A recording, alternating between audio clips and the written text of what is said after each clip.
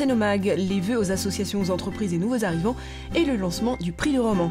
Pour terminer, retrouvez en fin d'émission votre agenda. Bienvenue, c'est Cénomag.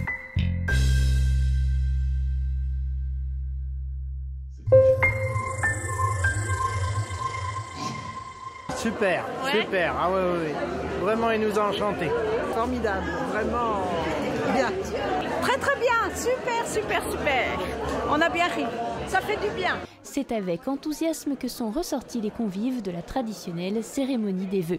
Comme chaque année, les associations, les entreprises et nouveaux habitants qui œuvrent dans la commune de Sénaux ont été invités vendredi 16 janvier à Caperia pour la cérémonie des vœux. Un grand rendez-vous en chaque début d'année puisqu'il a rassemblé 78 associations, 46 entreprises et 37 familles sénaudiennes, plus les élus et l'ensemble du comité des fêtes, soit presque 600 personnes présentes. C'est le président du comité des fêtes, Gaby Chapaz, qui a ouvert la cérémonie, suivi de Madame le maire, Madame Camusso, entourée des membres du conseil municipal. Ils ont chacun à leur tour présenté leurs vœux. En voici un court extrait. De vous voir si nombreux ce soir pour fêter ensemble cette nouvelle année, qu'on vous souhaite heureuse et prospère, c'est un véritable message de trait d'union entre les trois entités que sont vos entreprises, vos associations, avec les résidents de Sénaux.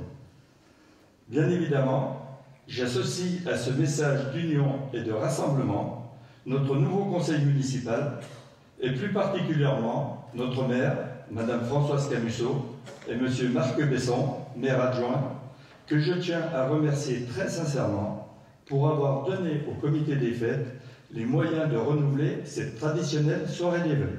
Avec l'aide des services de la ville, les bénévoles du comité des fêtes assurent encore une fois l'animation et la réception de cette soirée qui, je l'espère, contribuera à passer ensemble un moment de détente qui nous permettra d'oublier les turpitudes que la vie nous réserve.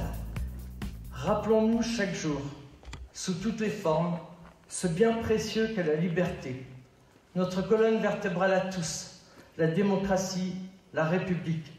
Restons plus que jamais solidaires et fraternels. Et malgré les difficultés du moment, ce soir, pensons à nous détendre, faisons la fête. Merci encore Gaby Chapaz, tous mes voeux à vous tous et bonne soirée. Sénaux, ville dynamique, s'est encore vérifié en 2014 avec de nombreuses manifestations, comme en fut la preuve avec la diffusion d'un film sur la ville en amont des discours.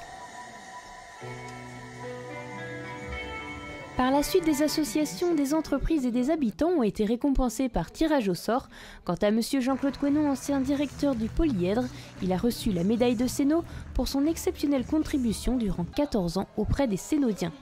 Puis la cérémonie s'est clôturée avec des rires grâce au spectacle humoristique de Franck Brun, dont voici quelques extraits. Oui, ils connaissent la phrase d'embauche, là. Ah ouais. Moi, j'ai un copain fonctionnaire, il m'a dit le matin quand il se réveille, il regarde jamais par la fenêtre parce qu'après il sait plus quoi foutre la journée. Tiens, puis on est en famille ce soir, hein, j'ai vu ça tout à l'heure, là c'est vrai que c'est convivial. Tiens, tu sais comment on reconnaît un fonctionnaire dans un coin d'Ulysse? Ben, c'est le seul qui a de la corde aux fesses. Sans déconner, mais au début, quand Hollande est venu, moi j'ai cru qu'on avait voté pour François Pignon. Je me suis dit, on va avoir dîner de cons à l'Élysée pendant 5 ans. Le Pignon ne l'a pas. Et président de la République, je mettrai une taxe sur l'obésité afin de sauver la Grèce. C'est le gut à gut. C'est mon ancien producteur Jean-Claude Samu. Il m'a dit, Johnny, prends le gut à gut et va chanter. Oh, j'ai le gut à gut, mais qu'est-ce que je dois chanter? Bon, vos plus grands tubes. Petit demi. Je voulais rassurer tous les fans, je vais beaucoup mieux. Aujourd'hui, j'ai regardé la télé, demain je l'allume. Cette cérémonie des vœux fut l'occasion de mettre en avant tous ceux qui font la vie de Sénaux, et puis ce fut l'opportunité de se rassembler et de passer un très bon moment.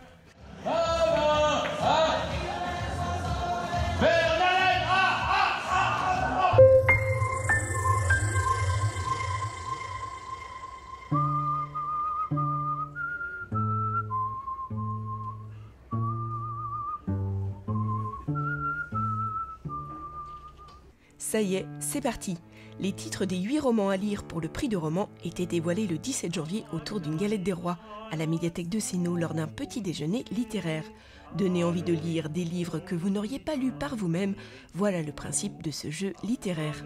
Quand ils nous ont demandé de réorganiser le prix du roman, ils nous disaient faites-nous découvrir des choses qu'on n'aurait pas lues par nous-mêmes.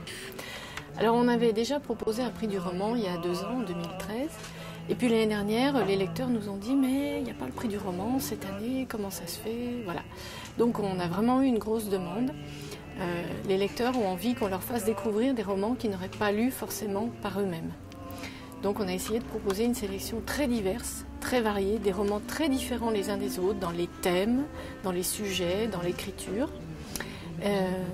Donc l'idée, c'est vraiment de donner envie de lire des choses, de découvrir des styles de romans qu'on n'aurait peut-être pas lu par soi-même. Je viens régulièrement au petit déjeuner littéraire. Je trouve que les personnes qui nous présentent des livres, des auteurs sont très intéressantes, donnent envie de découvrir plein de choses, plein d'auteurs. Et puis cette année où j'ai beaucoup de temps de lire parce que je suis un peu immobilisée, j'avais envie de voir ce que cet esprit littéraire et pourquoi pas y participer. Si vous décidez de participer à ce prix du roman, vous allez découvrir une diversité de choix. Un voyage à travers les mondes africains, japonais, norvégiens, serbes ou encore français du roman contemporain. En route vers la différence. Les lecteurs savent ce qu'ils ont envie de lire, mais souvent ils sont très en demande d'idées nouvelles de lecture, parce qu'ils ont l'impression de tourner un peu justement toujours autour des mêmes types de romans. On va toujours vers ce qu'on aime en premier lieu.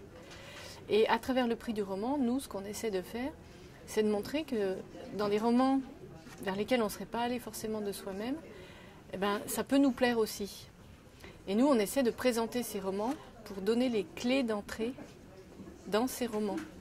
Pour dire, voilà comment vous allez lire ce roman et du coup, voilà comment vous allez peut-être l'aimer.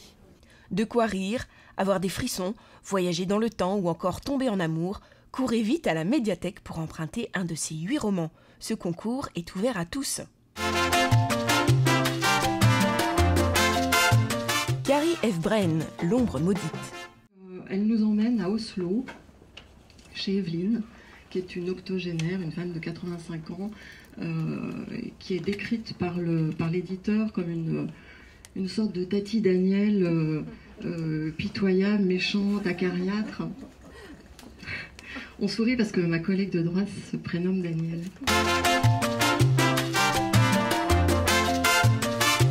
David Azio, Théâtre d'ombre.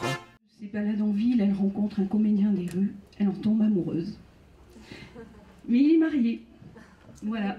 Donc elle arrive quand même à le séduire parce qu'elle est vraiment folle amoureuse de lui. À la lecture de ce livre, vous ne regarderez plus les feux d'artifice de la même manière.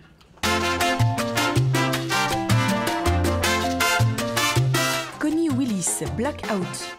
Donc l'histoire se passe en 2060. À l'époque, en 2060, les historiens n'étudient plus le passé, ils le vivent. Mais au sens littéral du mot, ils sont obligés d'aller dans les périodes qu'ils étudient pour pouvoir sortir des thèses et autres sur le thème. Donc dans ces 2 romans, on va suivre l'aventure de 3 d'entre eux, lors de la Seconde Guerre mondiale aussi. Donc voilà, donc le premier historien c'est Mike, qui lui part à Dunkerque en 1940 lors de l'évacuation des troupes alliées par des bateaux civils. Frédéric de Gelt, Les brumes de l'apparence. Après, je trouve qu'à travers ce roman, il y a bien plus de thèmes qui sont abordés. Alors, déjà, est-ce que, en réalité, il n'existe pas un monde autre que nos yeux ne veulent pas ou ne peuvent pas voir ? Sushi, Rendez-vous dans le noir. Au moins aux policiers aussi, puisqu'il y a enquête et meurtre. La lumière vient. Et donc c'est un roman vraiment captivant et qui s'ouvre sur l'illumination. Voilà. Zoran Živković, l'écrivain fantôme. Comme dans un vaudeville, comme dans une scène de théâtre, on assiste à des scènes rocambolesques.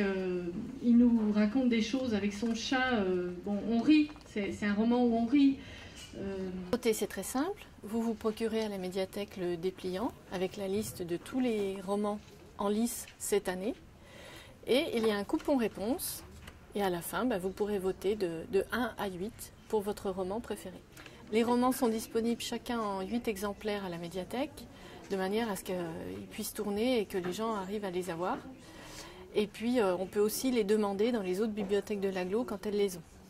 La médiathèque vous rappelle qu'elle édite un guide avec tous leurs événements à venir, à consulter sans modération. Et en attendant, excellente lecture à tous. Dans votre agenda, cette semaine, du 25 janvier jusqu'au 10 mars, Cinémino revient sur les écrans de l'Ain, de la Savoie et de la Haute-Savoie, dont l'Auditorium Céno. Cet événement vous emmène à la découverte de nombreux films pour les enfants de tout âge, dès 3 ans. Mercredi 28 janvier à 16h30, les bibliothécaires vous proposent des lectures dans la galerie Géant. Cela s'appelle « Lire ici et là ». Et samedi 31, un atelier d'ombre chinoise vous est proposé à 15h à partir de 5 ans. Samedi 31 janvier, c'est le dernier jour de l'exposition d'ombres projetées et de lumière animée par Mélusine Thierry. Si vous n'avez pas encore pu la voir, courez-y vite. Mardi 3 février, une réunion publique d'importance. Elle traite du projet Grand Annecy. C'est à 18h en salle de convivialité de la mairie de Céno. De nombreux autres événements à venir sur la commune sont à consulter dans l'agenda proposé sur le site de la mairie de Céno, www.ville-ceno.fr. Cénomag est terminé. Excellente semaine à tous et à la semaine prochaine.